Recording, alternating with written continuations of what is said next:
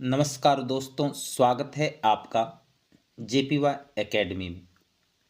आज के इस महत्वपूर्ण क्लास में हम सीखेंगे संस्कृत में आवेदन पत्र लिखना।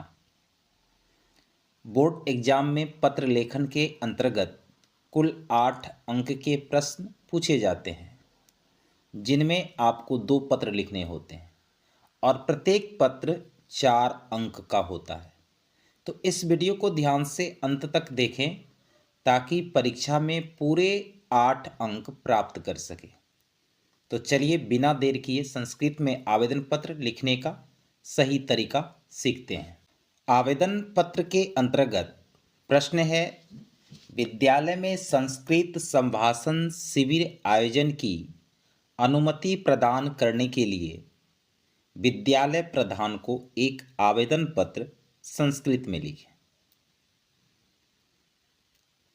तो विद्यालय में संस्कृत संभाषण शिविर आयोजन की अनुमति प्रदान करने के लिए जो आवेदन पत्र लिखा जाए, तो किसी भी प्रकार का आवेदन पत्र लिखने के लिए सबसे पहले मुख्य टॉपिक जो हर आवेदन पत्र में जरूरी है, तो क्या लिखेंगे?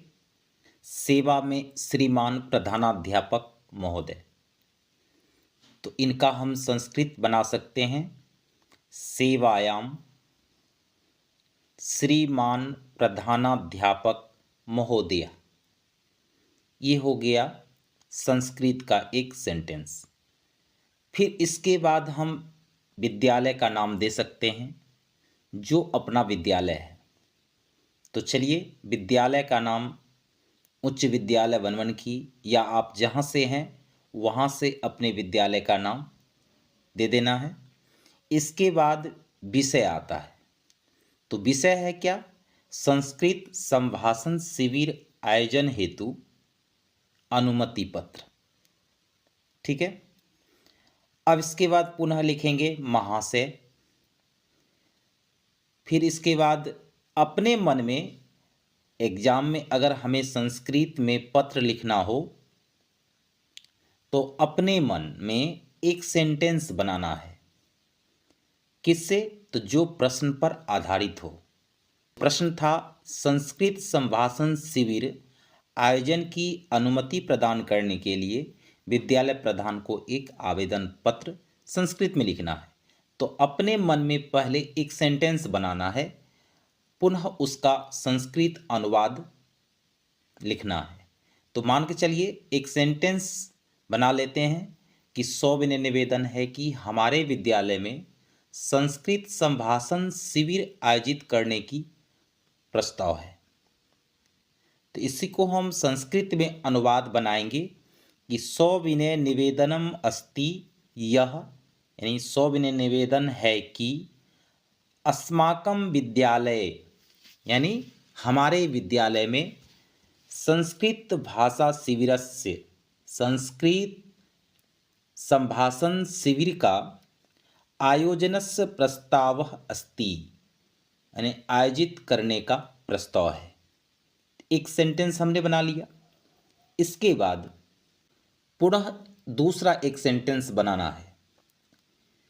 तो इस शिविर का उद्देश्य विद्यार्थियों को संस्कृत भाषा में संवाद स्थापित करने की क्षमता विकसित करना है। ठीक है। तो इसको हम क्या लिखेंगे?